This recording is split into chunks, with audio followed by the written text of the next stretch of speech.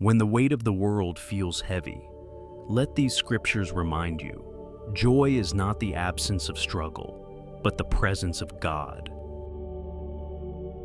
You make known to me the path of life. You will fill me with joy in your presence, with eternal pleasures at your right hand. You do not grieve, for the joy of the Lord is your strength. I have told you this, so that my joy may be in you, and that your joy may be complete.